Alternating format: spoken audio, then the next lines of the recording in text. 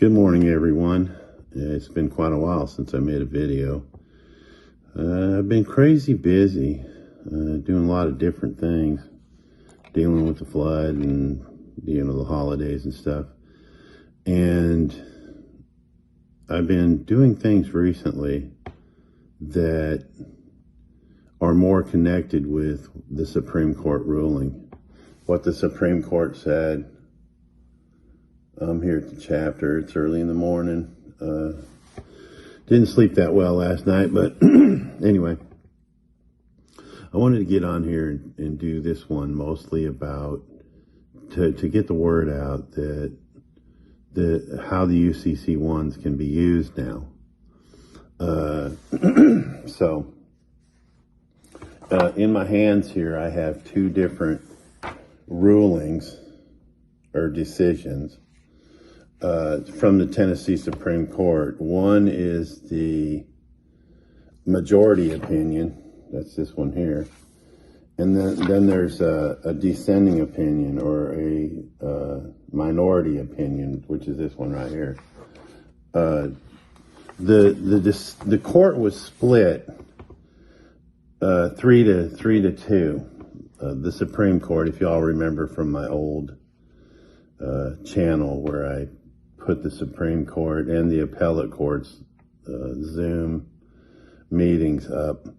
It was split. Jeffrey Blivens was the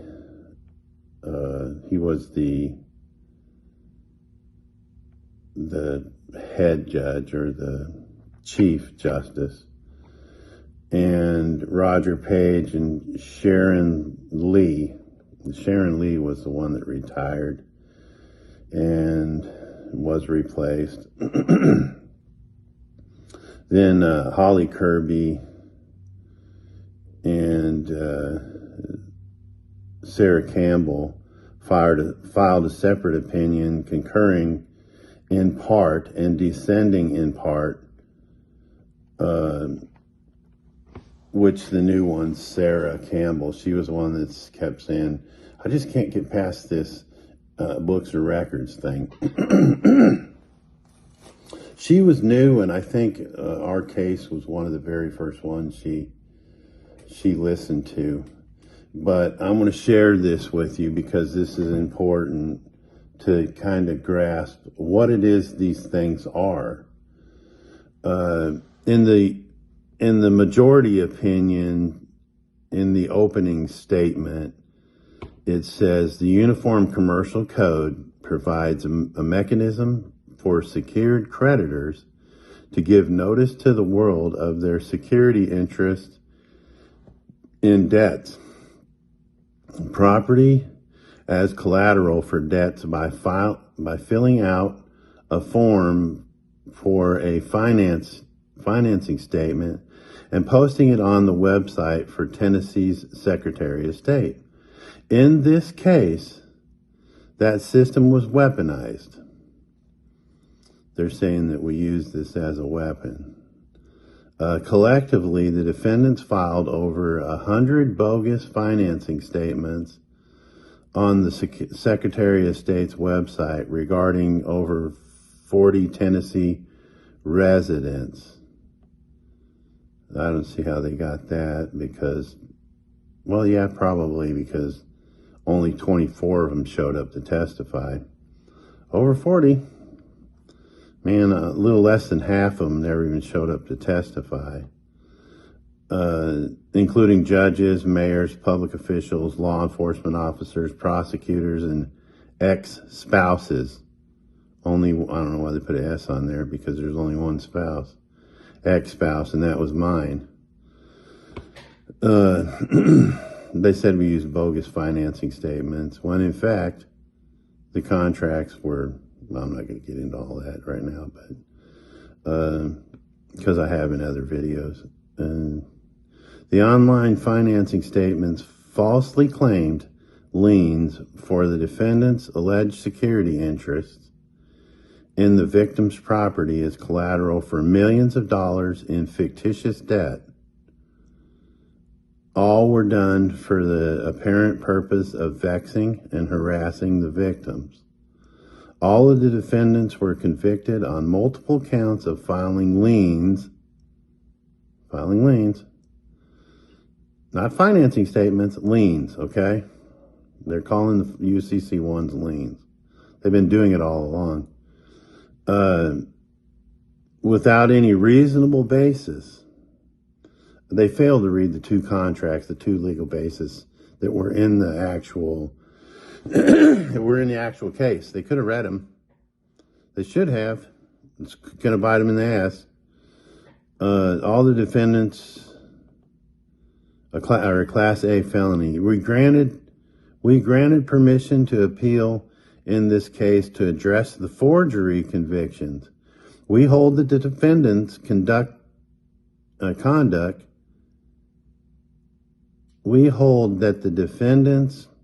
conduct fits within the statutory definition of forgery. We also hold, and listen, that the evidence was sufficient to support the jury's finding that the apparent value associated with the fraudulent financing statements was over $250,000. Accordingly, we affirm the judgment of the Court of Criminal Appeals. This was passed from Judge Judy's court to the Court of Appeals, and then the Court of Appeals, actually the Supreme Court, allowed it to be heard. Okay. Now that's what the ultimate decision was. Okay. Now I'm going to read the dissent, the beginning of the dissent. This is from Holly Kirby, with whom Sarah K. Campbell joins. And it's funny they all use a J after their name for justice. Every one of them has a J as a title. They're working in their titles, remember. Concur in part and dissent in part. I concur in the majority's conclusion that the evidence was sufficient to support defendant's conviction of forgery. I agree with the majority of the defendant's conduct fits within the statutory definition of forgery under Tennessee Code Annotated Section 3914 B1B. I write separately to dissent from the majority conclusion that the evidence was sufficient to support sentencing the defendants for a forgery as a Class A felony. Based on the text of the applicable statute, I would hold that the evidence was not sufficient to support the jury's finding that the UCC-1s had a fair market value of at least $250,000, right? And then there's a footnote 1. In their brief to the court, Defendant Hauser and Usinger argued that the evidence was insufficient to support the jury's determination of value. Defendant Cooper and Cromwell's previously made similar arguments in their motions for the new trial. So they were saying this from the beginning, the usurping lawyers, attorneys. So what does that mean? What does that mean? It means that there's a couple of things. It means that 2 of them said they had no value, but 3 of them said they did. Okay, so they're saying that the UCC-1, which is a financing statement, it's a notice that there's a debt that's owed. It has no ascertainable value. If you'll all remember Emma Tennett's argument, she kept saying these things don't have any value. But Judge Blackburn at the trial was taking manila envelopes similar to these, and she would put each one of the UCCs that were filed in the envelope, and on the envelope she would put who filed it, like Christopher Allen Hauser, and who it was against, and what exhibit it was, which number the exhibit was, and the value. Mine were 4 million and 12 million, respectively. So what happened there? She turned these all over to the jury and then let the jury decide. In the closing argument, she said, if in fact you find that these guys committed forgery with these things, you now have to affix a value. Like she did, she affixed a value to each one of these and then sent them. Which would be coaching the jury. Here, it's up to you to decide. This is what I'm saying they're worth, but it's up for you to decide whether they have any value or not. Well, they agreed with her. And then it went to the appellate court, and they agreed with her. And then it went to the Supreme Court of Tennessee, and 3 of them agreed with her. So what does that mean? When we did these and we sent them with the contract to the Treasury, the lien, they kept saying we filed these liens. They kept calling them liens. The UCC-1 isn't the lien. And most of you that understand, the conditional acceptance is the lien security. The UCC-1 is just a notice that there's a debt that's owed. So when we sent these to the Treasury, we used the UCC-1s so that we could use the UCC-3s to assign the lien security to the Treasury so that they could have it to collect. We gave it 100%. So if any liens were filed, we filed them with the Secretary of the Treasury. We did not file them anywhere in the state of Tennessee or in the county of Davidson County. None of that stuff like they kept continually saying throughout this whole process. So what does that mean? What does that mean? They kept saying that when you file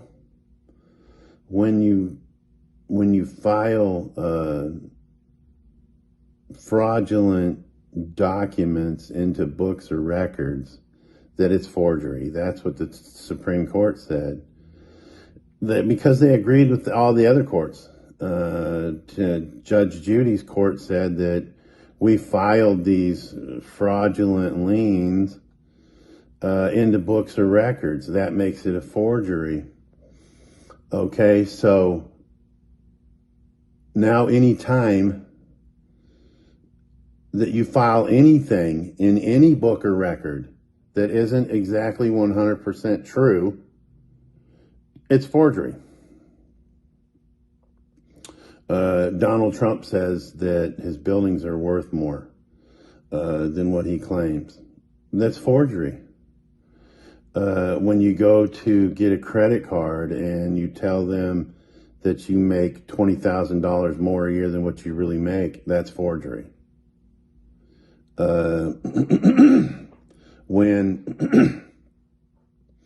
When you write an excuse to your children's school for why they weren't in class a certain day, and you say anything that's false, that's forgery. Now look, forgery in the least, in the state of Tennessee, in the least is a Class E felony, which is 1 to 3 years. Imagine that if because they're going to put that in their books or records, the school is. And they come to find out that he really wasn't sick, that him and his dad went fishing or hunting, which happens a lot here in East Tennessee. The kids will lay out of school sick to go bear hunting with their dads.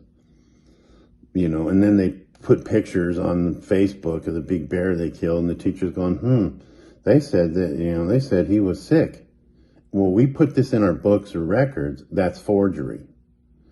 And Emma, at the closing of her argument, said that to accept a UCC-1 for anything more than it is than an indication that there's a debt that's owed. Could wreak havoc in the world of the UCC or commerce, the commercial commerce. Well, it is, folks. It's wreaking havoc freaking big time. Foreclosure. Well, before I get too deep into that, let's talk about this. Let's finish talking about this. The UCC, according to the state of Tennessee, the fictitious entity known as the state of Tennessee. Let me give you all this case number too, because this is going to be important. Write this down. M as in Mike, 2019-01946-SC, like South Carolina, -R11, Romeo 11, -CD, compact disc. Okay, that's the case number, y'all. That's the Supreme Court case number. And write that down because that's important. You're going to use this. You're going to use them saying that these UCC-1s have value. And I know for a fact that this has worked in 6 foreclosures. There's been more people win in foreclosure, but there's been 6 of them win with this case. I'm one of them.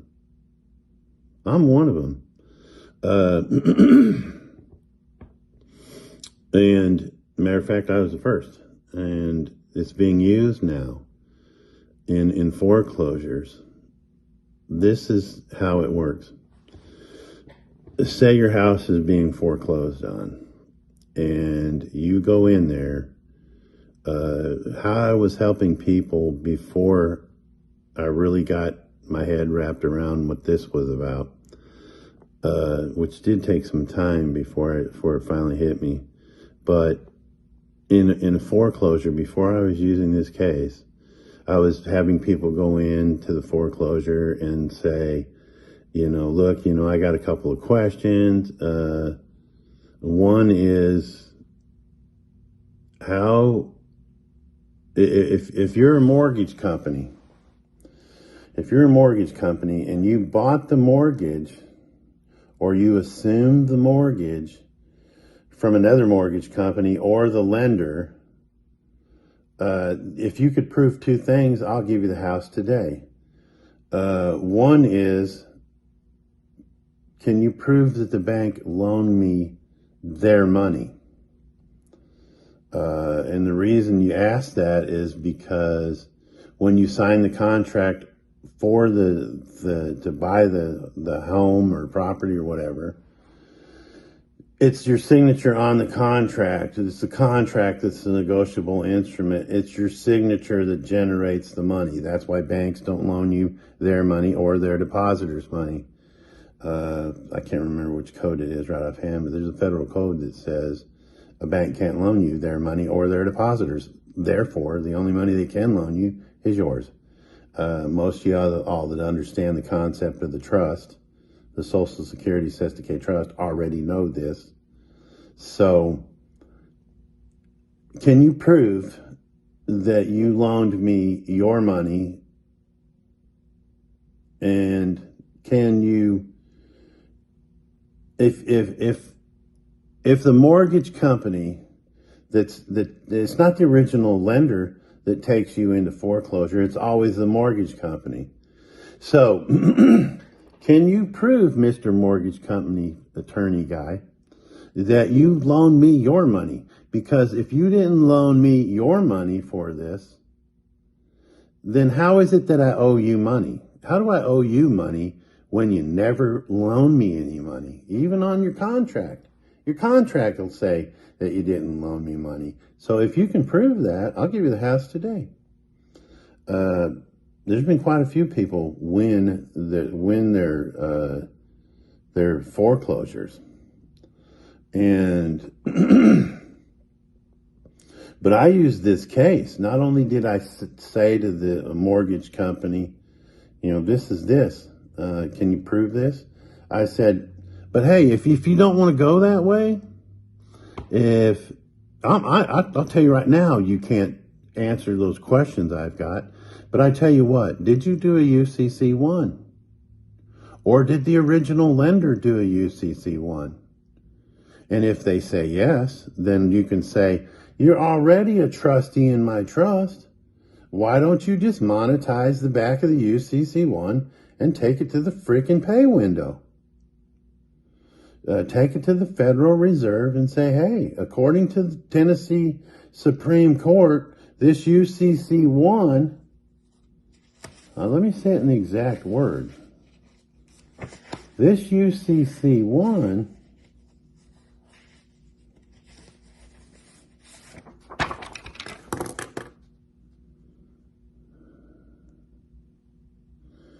we also hold that the evidence was sufficient to support the jury's finding that an apparent value associated with the fraudulent financing statement was over $250,000 accordingly.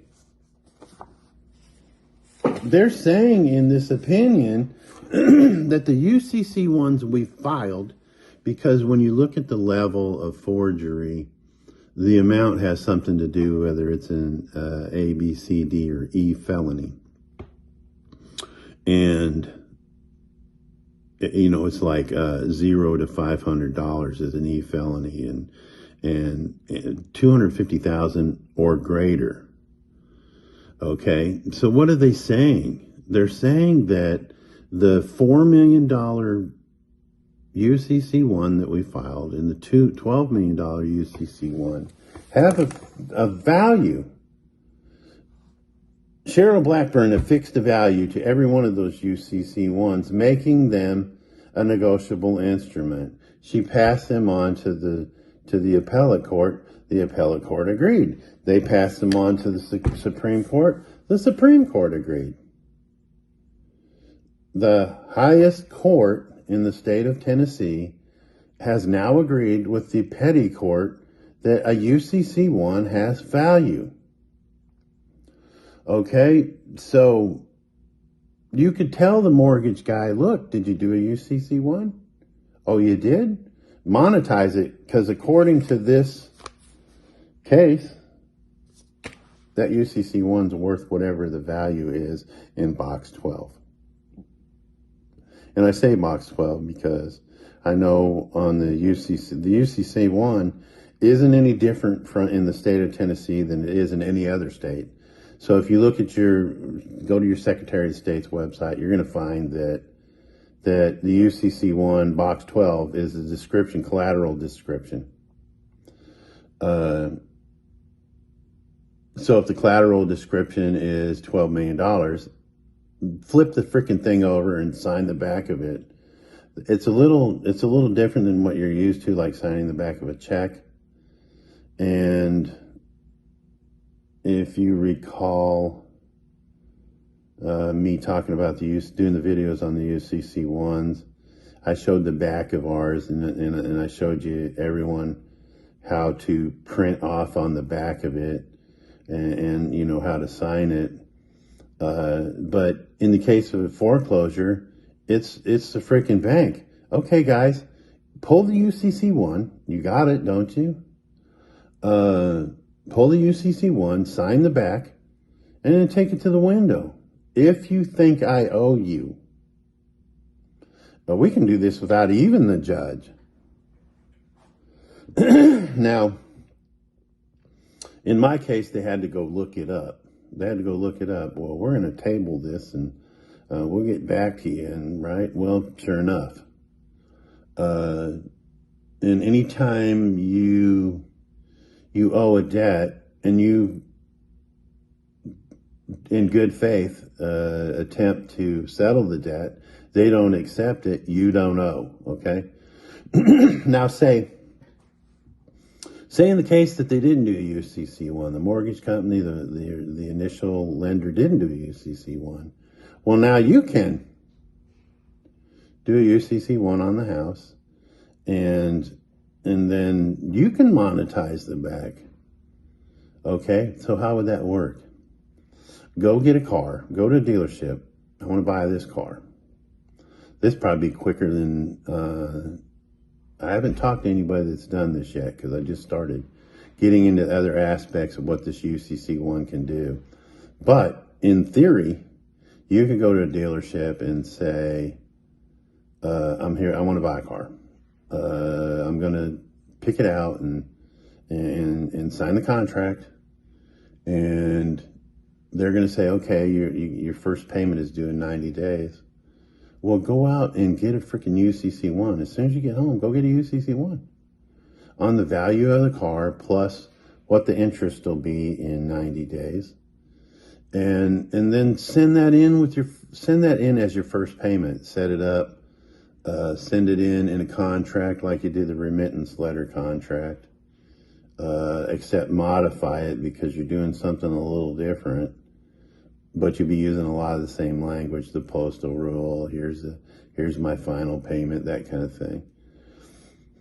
It should work that way. It should work because a UCC-1s are for debt.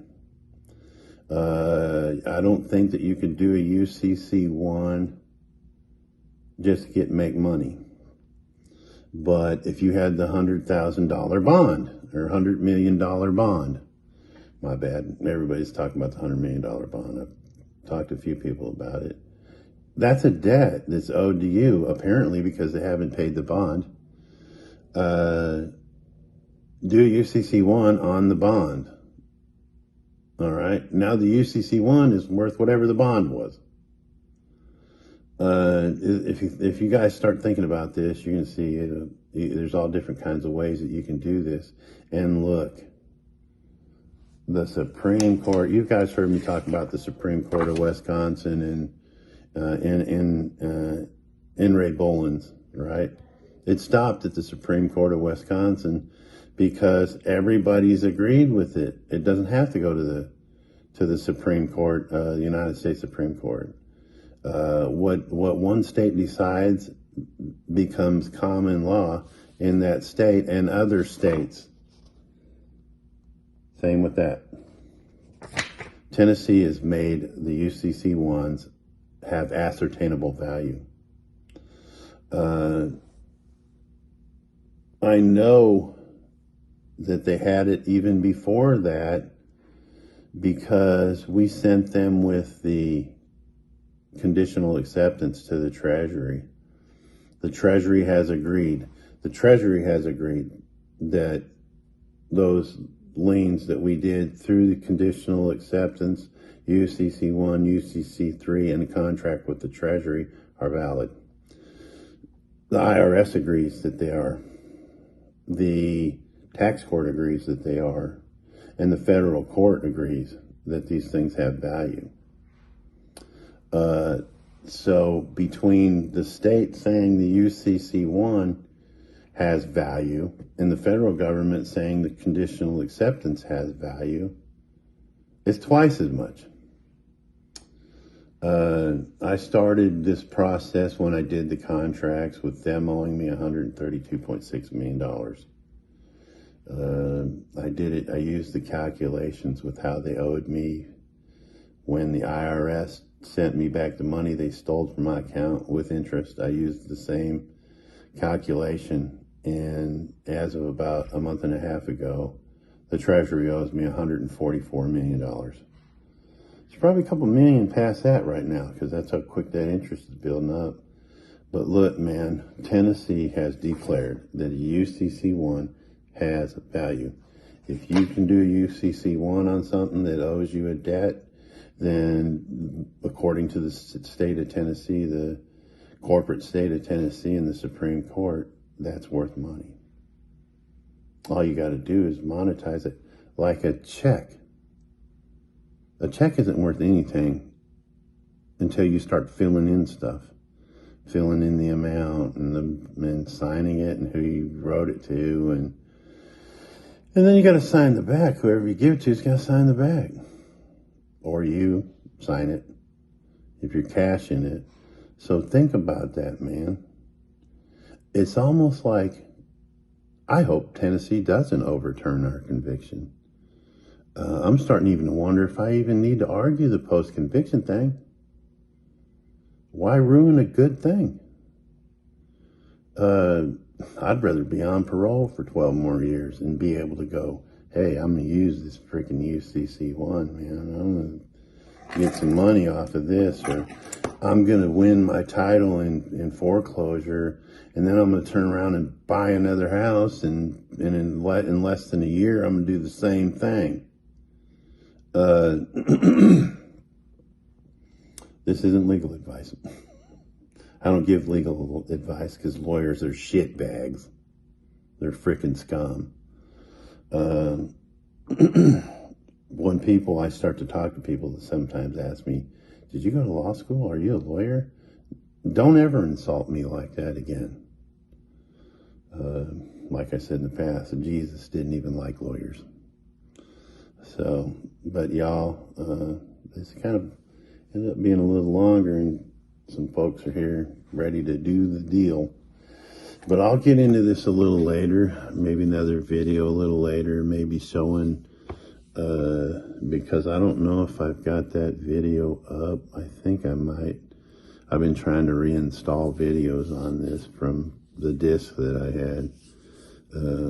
I'll go through and I'll see if I can find that video, and where I'm explaining how you monetize the back of a UCC-1. But it's basically simple. It's a signature line with your people signature name under it, your social security number, and the trust name. There's one other thing I think was on it. I'm not sure, but look, man, these things are worth something.